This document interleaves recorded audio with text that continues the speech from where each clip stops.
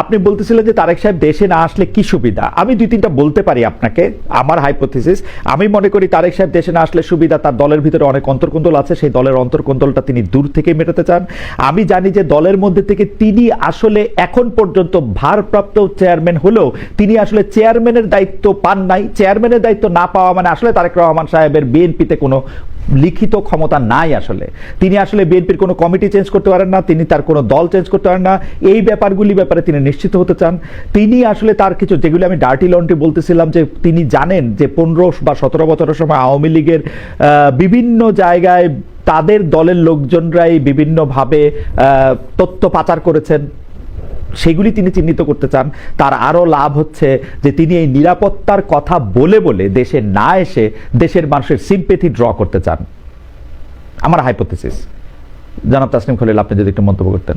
অবশ্যই হাইপোথিসিস তো এইভাবে আপনি যদি এভিডেন্সিয়ারি বার্ডেন না নেন, আপনার হাইপোথিসিস প্রেজেন্ট করলে তো আমি বলতে পারবো না যে আপনার থিসিস ট্রু নাকি ফলস। হ্যাঁ, আমি আমার হাইপোথিসিস বলতে পারি। আমি বলতে পারি যে সম্ভবত তফসিল ঘোষণা হওয়ার আগে উনি আসলেই আসবেন, বা তফসিল ঘোষণা হওয়ার পরে উনি আসবেন। ওকে, আপনি যে বিএনপির একটু বলে নেই, বিএনপির যে আপনি সংগঠনের অবস্থার কথা বললেন, দেখেন আমরা ফেসবুকে অনেক কিছু দেখি, ঢাকার এই যে এলিট সোসাইটিতে অনেক আলাপ আলোচনা হয়, টক শোতে অনেক আলাপ আলোচনা হয়।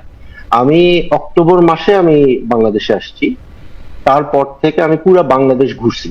হ্যাঁ, সো আমি যেটা এখন বলতেছি এটা এমপ্যারিক্যালি আমি নিজের চোখে যেটা বাংলাদেশের, আমি সিলেট ডিভিশনে গেছি, আমি চিটাগাং ডিভিশনে গেছি, আমি খুলনাতে গেছি, আমি বরিশালে গেছি, এবং প্রতিটা জায়গায় except a few places BNP খুবই সংগঠিত অবস্থায় আছে, এবং তারেক রহমানের প্রতি বিএনপির লয়্যালটির কোনো ঘাটতি নেই। এবং বিএনপিতে এন্টি তারেক ফিগার যারা পরিচিত, এরাও কিন্তু প্রকাশ্যে তারেক রহমানের বিরোধিতা করতেছে। তো তারেক রহমান তার পার্টি সামলাতে পারবে না, বিদেশ থেকে তাকে সামলাতে হবে, দেশে গেলে বিপদে পড়ে যাবে, এটা আমার মনে হয় হাইপোথিসিস হিসাবে একটু উইক। ওকে, আমি এগ্রি করলাম। তফসিল ঘোষণা পরে কি নিরাপত্তা ঝুঁকি যেটা ছিল সেটা কেন কমবে? তাকে কি স্পেশাল কোনো ব্যবস্থা দেওয়া হবে বা কিছু করা হবে রাষ্ট্রের পক্ষ থেকে? আপনি এরকম মনে করতেছেন?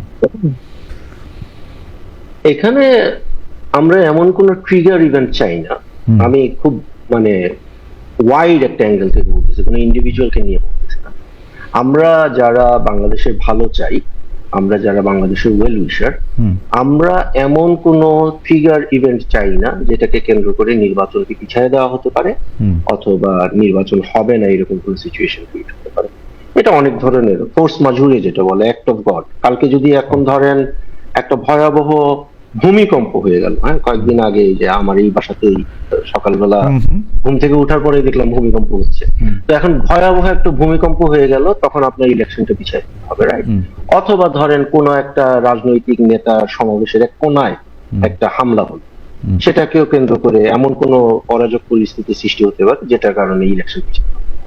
তো এই জন্য সব দিক বিচার করে আমরা এমন কোন ট্রিগার ইভেন্ট চাচ্ছি না যেটার কারণে ইলেকশনের তফসিলটা পিছায় দিতে হয় বা নির্বাচনটা সাসপেন্ড করে রাখা। এই পর্যায়ে শেষ প্রশ্ন, এই কোন একটা রাজনৈতিক দলের কোনা দিয়ে একটা ছোট জিনিস বা কোন একটা রাজনৈতিক নেতা উপর আক্রমণ, সেটা জামাত বা এনসিপির উপরে হইলে হবে না, এটা তারেক রহমানের উপরেই হইতে হবে যদি কেউ পিছনে যায়। কেন, আমাদের জামাতের আমির সাহেবের সমাবেশেও হতে পারে, আমাদের তাসনুয়া জাবিন এখানে আছেন, ওনার সমাবেশেও হতে পারে। আমরা এটা অবশ্যই চাই।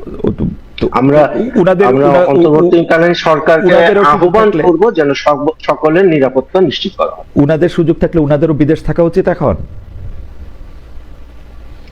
ওনারা কি বিদেশ থাকবেন কিনা, আপনার কি মনে হয় সেটা?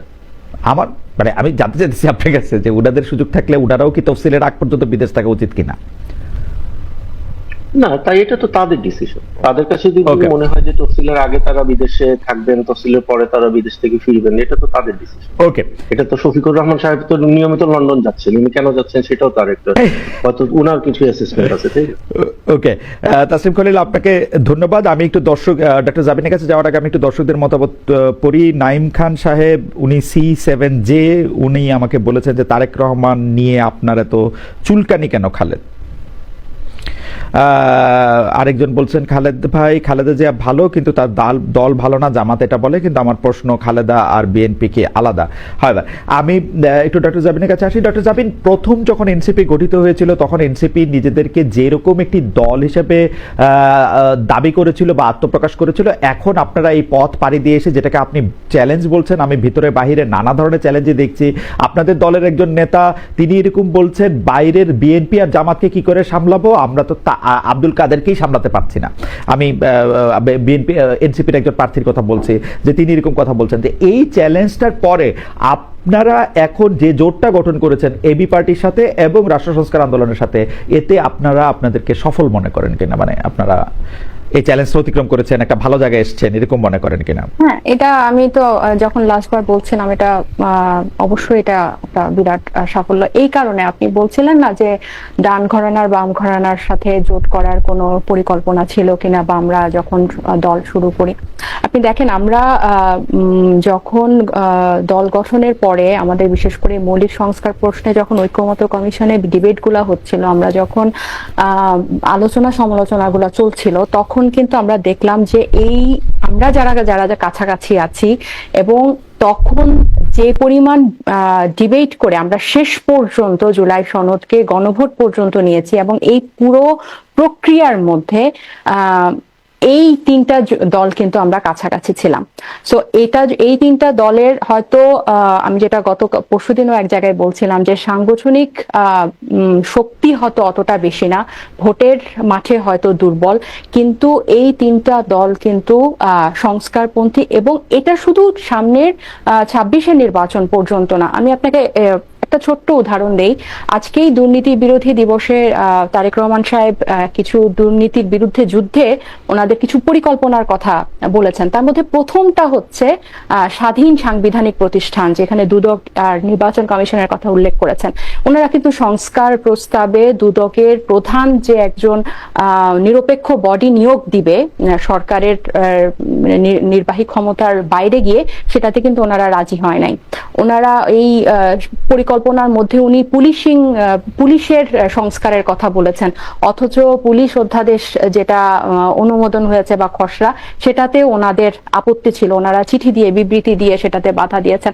সো এই যে অঙ্গীকার ভঙ্গের যে একটা সংস্কৃতি বাংলাদেশের অতীত থেকে আছে, রাজনীতিতে আছে, এটা মোকাবেলা করার জন্য 26-এর পরবর্তী নির্বাচনেও কিন্তু আমাদের একটা জোরালো ভয়েস লাগবে, আমাদের একটা জোরালো জোট লাগবে। তো এই তিনটা দল কিন্তু আমার কাছে মনে হয় যে এসব প্রশ্নে অনেক জোরালো ভূমিকা রাখতে পারবে।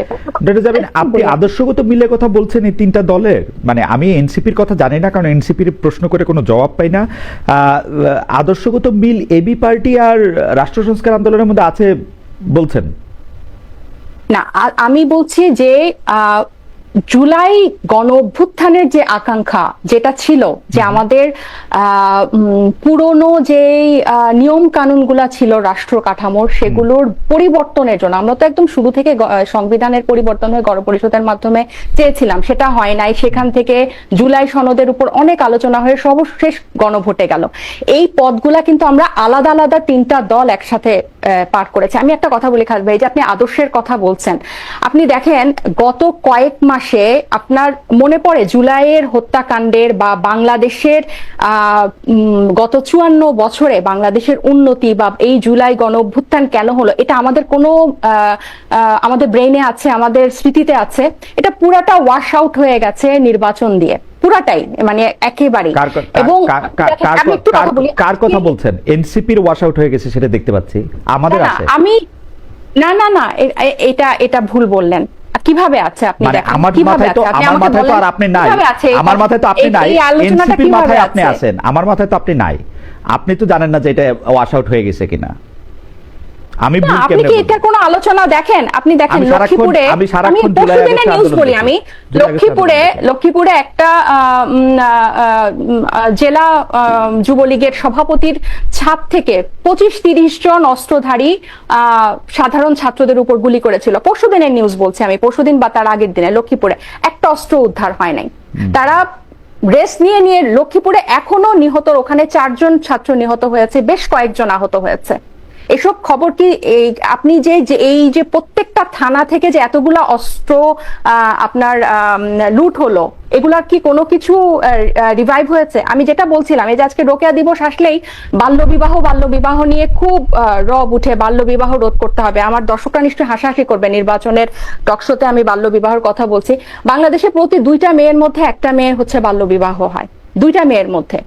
সো আপনি যদি এই আদর্শিক ক্যাচালে বা সাংস্কৃতিক ক্যাচালে, বাইনারি রাজনীতির মধ্যে এই নীতি নির্ধারক পর্যায়ে যারা যান তাদেরকে যদি আপনি ছাড় দিতে থাকেন, তাহলে ওই নির্বাচন আসবে, গণঅভ্যুত্থান আসবে, মানুষ মরবে, একদল গিয়ে আরেক দল আসবে।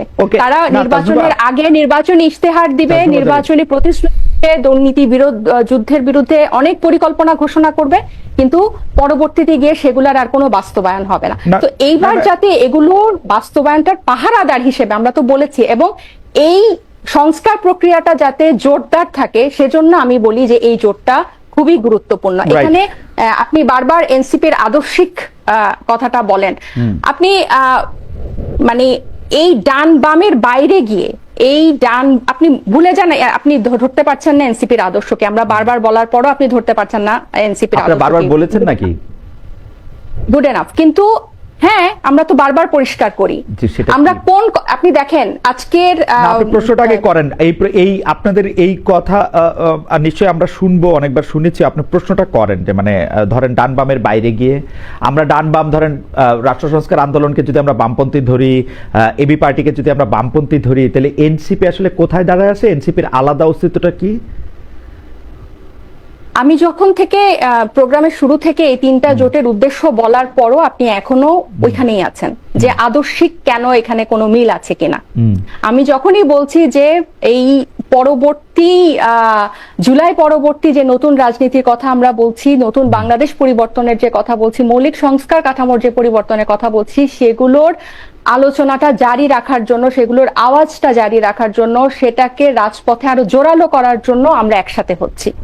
তারপরও আপনি ঘুরে ফিরে আদর্শিকে গেলে কি বাল্যবিবাহের প্রসঙ্গটা কেন আনলাম? আপনি বাল্যবিবাহের প্রসঙ্গ এনেছেন, ভালো করছেন। আপনি মৌলিক সংস্কার কাঠামোতে আমি আসি। আপনারা মৌলিক সংস্কার কাঠামোতেও কি এক জায়গায় দাঁড়ায় আছেন 3টা দল? আমার জানার জন্য জানতেছি আমরা কি জুলাই সনদের এই যেই সুপারিশগুলাতে আমরা একমত হয়েছি বা যেগুলা এই গণভোটে নেওয়া পর্যন্ত, এটাতে কি আমরা পুরা প্রক্রিয়াটাতে কি আমরা কাছাকাছি ছিলাম না? আমরা কি সাংবিধানিক প্রতিষ্ঠানগুলো নিরপেক্ষ নিয়োগ চাই নাই? আমরা তত্ত্বাবধায়ক সরকার ব্যবস্থাটার একটা নিরপেক্ষ নিয়োগ চাই নাই? এবং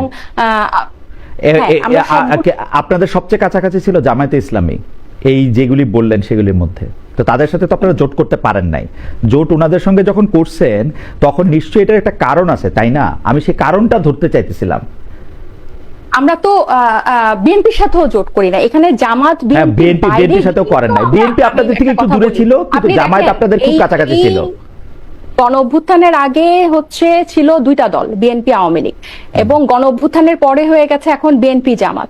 3টা দলই হচ্ছে পুরনো এস্টাবলিশমেন্টের এবং পুরনো চিন্তাধারার। এই জামাত ইসলামকে একজন নারী প্রার্থীও কেউ মনোনয়ন দিয়েছে? দেয়নি। কিন্তু তাহলে আমরা বারবার বলছি যে নতুন পথে যাদেরকে আমরা, সেটা একজন হলেও, এক দলের একজন হলেও একজন, আমরা আমাদের আওয়াজটা ভারী করতে চাই। ওকে, এনসিপি নতুন পথের যাত্রী, এনসিপি নতুন পথের রাজনীতি করতেছে, তাই তো? অবশ্যই, এটাই তো আমরা বলে আসছি। কারণ আপনি দেখেন এই যে এবি পার্টি এবং রাষ্ট্র সংস্কার আন্দোলনও,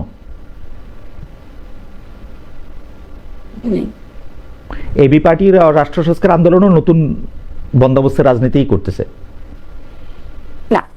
তারা তো তাদের মতো করে নিজস্ব 3টা রাজনৈতিক দল ছিল, কিন্তু আমরা এখন জোট হয়েছি কোন উদ্দেশ্যে, কিসের উদ্দেশ্যে? আমি উদ্দেশ্যটাই আপনাকে বারবার পরিষ্কার করার চেষ্টা করছি, উদ্দেশ্যটাই বলার চেষ্টা করছি যে আমরা এই ধরনের, উদ্দেশ্যটা আপনি শব্দ বলতেছেন, সংজ্ঞায়ন করতেছেন না। আপনার কাছে মৌলিক সংস্কার আর এবি পার্টির কাছে মৌলিক সংস্কার কি এক? কেন? এই যে আমরা যেই রাষ্ট্র কাঠামোর যে সংস্কারগুলোর আমরা কথা বলেছি, এগুলা কি আপনার কাছে এক মনে হয় না? আমার কাছে তো জামায়াতে ইসলামীকে যেসব কথা আপনারা বলেছেন, জামায়াতে ইসলামীর সাথে আপনারা আরো অনেক বেশি এক ছিলেন। পুরোটা সময় আমি এটা দেখেছি।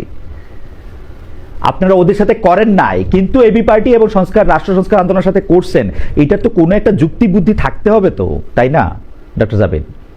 কারণ এই দুটা দলের সাথে আমাদের বেশি বোঝাপড়া মিলেছে। কেন আমরা পুরনো? কারণ এই তিনটা দলই কিন্তু নতুন, মানে নতুন রাজনৈতিক দল। আমি কেন পুরনো? আপনি দেখেন আজকে যে 18-20 কোটি মানুষের দেশে 1300 মানুষের উপর জরিপ নিয়ে যে পাতায় পাতায় প্রকাশিত হয়, আপনি জরিপটাকে মোটা দাগে যদি দেখেন, দেখবেন যে মানে নতুনরা অজনপ্রিয়, নতুনরা ব্যর্থ, এরকম একটা পিকচারই এখানে আসছে। এবং পুরনোরা এখনো জনপ্রিয়, পুরনোরাই ক্ষমতায় যাবে, এরকম একটা জিনিস পোট্রে করারই থাকে।